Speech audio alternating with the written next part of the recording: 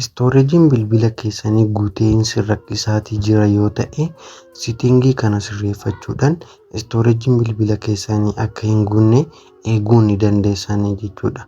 Akkasumallee faayiloota hin barbaachifne bilbila keessanirraa haqootiin istooreejii bilbila keessanii eeguu ni dandeessanii jechuudha. Tokko sitingii bilbila keessanii seenuudhaan sirreessitu. Inni lammaffaan immoo Telegiraam keessa fayyadamuudhaan faayiloota gara Telegiraamitti seef gochaa bilbila irraa immoo haqaatiin kan itti fayyadamnu jechuudha. Kanaaf sitingii bilbila keenya keessa ni seennaa jechuudha. Sarchii gubbaa irratti jechuudha. Aappis jettanii yeroo barreessitanii aappii sitingii argattu jechuudha. Kanaaf aappis kan jedhu kun isinii ba'aa aappii keessanii seentu. Erga aappii keessa seentanii boodatti appilikeeshinoonni isin bilbila keessan irratti fayyadamtan hundi isaaniitu aappii sitingii kana keessatti argattu jechuudha. Tokkoon aappii baay'inaan itti fayyadamtan keessa seenuudhaan kiilar keech gootu jechuudha. Appilikeeshinoota fakkeenyaaf yuutuubiin 1.7 ofirraa qabaa jechuudha. Iddoon saayizii qabatee jiru. Kanaaf sitingii isa yuutuub irratti tuquudhaan ol of taanii istooreej kan jedhu kun isinii dhufaa jechuudha. Istooreejii gaafa tuqxanitti kiilar daataa fi kiilar keejii gara jalaatti waan gara olitti isinii bahuu danda'a bilbila garaagaraa irratti. Saniif aappiin 141 meegaabaaytii ofirraa qaba. Daataan illee akkasuma hanguma argitan kana baay'ee guddaa ofirraa qaba. Keejiin kun immoo kan nuti yeroo baay'inaan itti fayyadamnu sana jechuudha. Kanaaf meegaabaaytii 2 akka inni jaatanaa'u ofirratti qabatee jira jechuudha. Kanaaf kiilar keech goonaa jechuudha. Of eeggannoo isin gochuu qabdanii kiilar daataa akka hin goone jechuudha. Daataan isin bilbila sanarraa qabdan irraa bada gatii ta'eef. Appilikeeshinii biraatillee bifuma kanaa seenuudhaan sirreessaa itti deemna jechuudha. Telegiraamillee akkasuma waggaa seentanii istooreej kan jedhu keessa seenuudhaan keech kan jedhu kan nama fakkeenya baay'ee xiqqoodha waan ta'eef baay'ee xiqqoodha. Baay'ee xiqqoo ofirra qaba. Kiilar keech gaafa gootan akkuma argaa jirtan kanatti irraa ni hir'ata jechuudha. Aannan dura kiilar keech irraa godheen ture. Isin immoo gaafa yeroo hin goone ta'etti appilikeeshinii baay'inaan itti fayyadamtan keessa seenuudhaanitiin istooreejii bilbila istooreejii kana keessa seenuudhaanitti kiilar keech gochuudhaan riiduus gochuu dandeessu jechuudha. Bilbila kiilar keech hin godhamin gubbaa irratti baay'ee saayizii baay'ee qabatee jira jechuudha. Bilbiloonni garaagaraa appilikeeshinii baay'eetu jira jechuudha. Aappiin bilbila irraa qabnu hundi isaaniitu as gubbaa irratti ni arganna gatii ta'eef.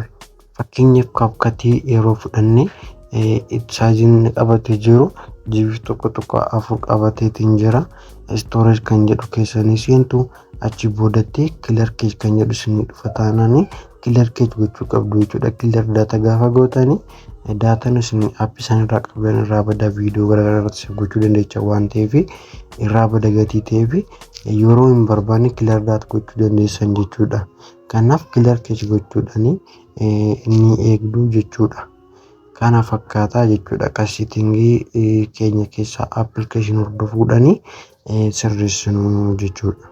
Lammaffaan isinitti argisiisu immoo telegiraamii fayyadamuudhaan akkamittiin akka istooreejii keenya bilbila keenyarra istooreejii bilbila keenyaa guute faayiloota gara telegiraamitti erguudhaan bilbila keessa yeroo haqne telegiraam gubbaa irratti waan seef ta'uu fi yeroo biraa deebinee illee argachuudha. Bilbilli keenya illee yoo badee telegiraam san bilbila biraa irratti yeroo bananne faayilli sun guutumaan guutuutti gara bilbila haaraa bananneetti nuuf darba.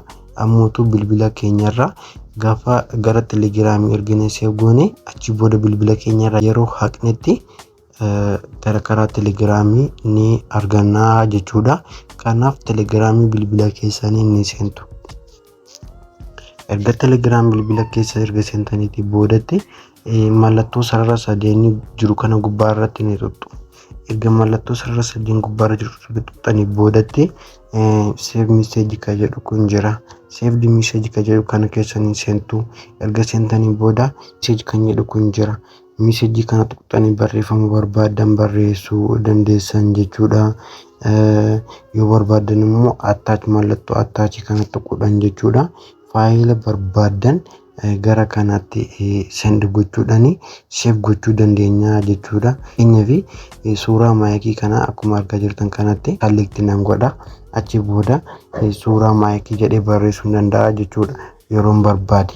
Kanaaf yoo amma suuraa hanga barbaadan viidiyoo barbaadanii irratti add gochuu dandeessan jechuudha. Barbaadan viidiyoo barbaadan irratti add gochuu dandeenya jechuudha. Kanaaf send kan jedhu kana gubbaarratti mallattoo send kana gaafa xunnutti bifa kana nu fida jechuudha. Saniif daataa bilbila keenyarra yoo qabaanne wifi haa ta'u faayilii kun gara telegiraamitti save ta'ee jira jechuudha. Kanaaf bilbila keenyarra yeroo dhaqne haqne storage bilbila keenya nu hir'isa. Telegiraamiin immoo ofirratti save godha. Yeroo barbaannetti download gochuudhaan itti fayyadamuu dandeenya jechuudha. Ani fakkeenyaaf yeroo bilbila kana fayyadamaa turretti kanaan faayiloonni save godhaa ture jira. Isaa sana dursanii argisiisee faayiloonni kun amma bilbila kanaan save kan godhaman kun amma bara darbe kan save ta'an jechuudha. Kanatti Agosti 24 bara 2023 kan godhe jechuudha. Gubbaarratti naaf himaa jira. Akkasuma gara gubbaarratti yeroo deeme baroota naan save godhaatiin ture natti agarsiisaa jira jechuudha. Kanaaf waggoota 2 dura waggoota 3 dura warroota naan fayyadamaa ture waggoota 3 dura kan faayiloonni fayyadamaa ture asirratti save godhaa ture bifa kanaan argadheen jira jechuudha. Kanaaf isin telegiraamiin jirutti faayiloonni kun hunduu ni jiran jechuudha. Kanaaf suurota kanaa nama waggaa 2 dura bilbila kanaa miti kanan qabachaa ture kanaan asirratti save godhe bifa kanaan asirratti erguudhaan bilbila haaraa ergan kanarratti banee immoo suurota kana hunda argachuu danda'een jira jechuudha. Yaannoodhumaa fi waan barbaadne jechaa irratti barreessatiin ture jechuudha suurota kana hunda.